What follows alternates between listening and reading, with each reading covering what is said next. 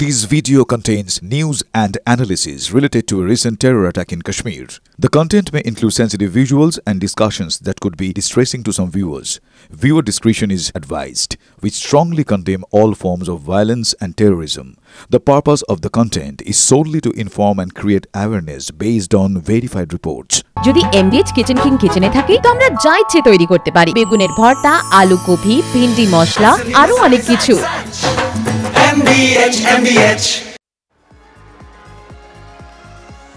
দেখুন, ভারতের পক্ষ থেকে যতবারই প্রত্যাঘাত করা হয়েছে পাকিস্তানকে, তখনই কিন্তু আমরা বারবার দেখেছি সেনার পাশাপাশি প্রত্যাঘাতে বিএসএফও ছিল। বারবার পাক ড্রোন হামলার চেষ্টা ব্যর্থ করেছে বিএসএফ।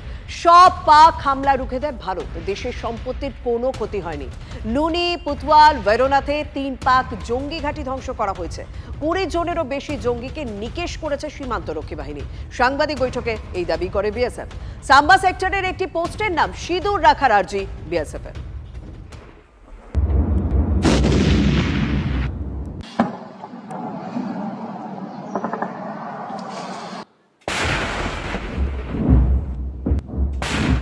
इंफॉर्मेशन आई थी जहां पे कि बताया गया था कि 18 से 20 मिलिटेंट का लूनी में होने का न्यूज़ है और वो उनका एक्सपेक्टेड ये था कि वो जो है क्रॉस बॉर्डर फायर का फ़ायदा उठाते हुए वो इन्फिल्ट्रेट करेंगे सो दैट बाद में जाके हिंटरलैंड के अंदर ये हमारी आर्म फोर्सेस के या हमारे कैंपसेस को ये टारगेट कर सकें। हमने मोटर पोजीशंस को सिलेक्ट किया बिकॉज इसमें हमने सरप्राइज एलिमेंट को मेंटेन करने का प्रयास किया, तो इसमें हमने एक नहीं कम से कम 4 मोटर पोजीशंस अलग अलग डायरेक्शन से किया सो दैट एक पूरा का पूरा कंफ्यूजन मेंटेन रहे। एट द सेम टाइम हमने जो है साइमल्टेनियसली जो है फायर असॉल्ट प्लान किया ताकि जो है हम बाकी जो पोस्टें हैं उनको भी एंगेज कर सकें ताकि वो किसी भी तरीके की मदद या हमारे ऊपर काउंटर अटैक ना कर सकें। तो एक बहुत ही कोऑर्डिनेटेड वेल प्लान ऑपरेशन था जहाँ पे कि हमने 2 फेजेस में उसको किया ताकि हम मैक्सिमम जो है उस पर कैजुअलिटी इन्फ्लिक्ट कर सकें एंड वो हम अचीव भी कर पाए। 9 तारीख को पाकिस्तान के द्वारा सांबा का इलाका छोड़कर जम्मू के उत्तरी इलाके में जो अखनूर के नजदीक पड़ता है वहां पे अंतर्राष्ट्रीय सीमा पर अनप्रोवोक्ड क्रॉस बॉर्डर फायरिंग को शुरू किया गया। इस दौरान हमने ये प्लानिंग कर रखी थी कि मौका मिलेगा तो अंतर्राष्ट्रीय सीमा के नजदीक जो आतंकवादी लॉन्च पैड्स हैं उन पे भी बीएसएफ के द्वारा हमला किया जाएगा। और इसी घटनाक्रम में 9 और 10 की रात को बीएसएफ के द्वारा लश्कर ए तौयबा के एक लॉन्च पैड जो कि पाकिस्तान में स्थित है जिसका नाम लूनी है, जो महज अंतर्राष्ट्रीय सीमा से 3 किलोमीटर के फासले पे है, उस पे बीएसएफ के द्वारा एक सुनियोजित योजना के तहत हमला किया गया।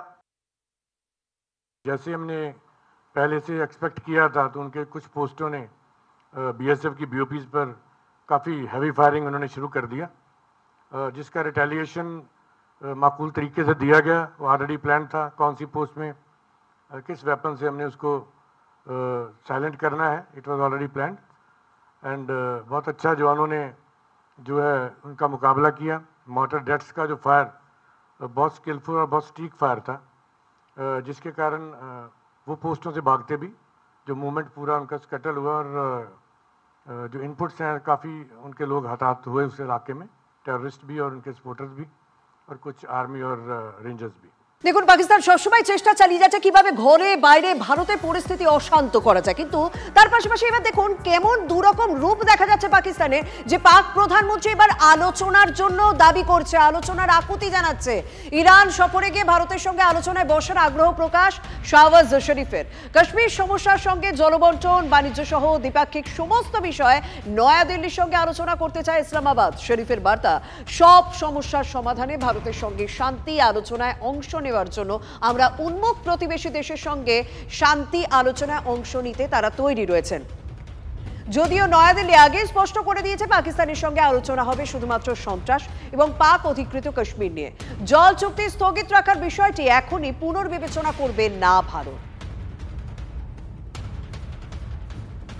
তাহলে কি এক টেবিলে বসতে পারে ভারত পাকিস্তান? যদিও দুই দেশে দুজনের অবস্থান জানিয়ে দিয়েছে। আমরা কথা বলেছিলাম আন্তর্জাতিক সম্পর্ক বিশেষজ্ঞ অনিক চট্টোপাধ্যায়ের সঙ্গে। এই যে পাকিস্তানের তরফে এই যে আলোচনা চাওয়া হচ্ছে, সেই আলোচনায় কিন্তু সন্ত্রাসবাদের প্রসঙ্গও নেই বা সেখানে পিওকে নিয়ে সেই প্রসঙ্গও নেই। এবং পাকিস্তান সবসময় যেটা চায় তৃতীয় পক্ষকে নিয়ে কাশ্মীর নিয়ে আলোচনা হোক, সেটা ভারত একেবারেই মেনে নেবে না। ফলে এই যে দুটো দেশের দৃষ্টিভঙ্গি আলোচনার ক্ষেত্রে সম্পূর্ণ আলাদা, এবং এক্ষেত্রে আলোচনার টেবিল অবধি যাওয়ার আগেই দুটো দেশের যেহেতু দৃষ্টিভঙ্গি পার্সপেক্টিভ সম্পূর্ণ আলাদা, ভারত চায় সন্ত্রাসবাদ নিয়ে আলোচনা হোক, পিওকে নিয়ে আলোচনা হোক, আর পাকিস্তান চাইছে যে তৃতীয় পক্ষকে ইনভলভ করে কাশ্মীর নিয়ে আলোচনা হোক, যেটা ভারত কোনোদিনই মেনে নেবে না।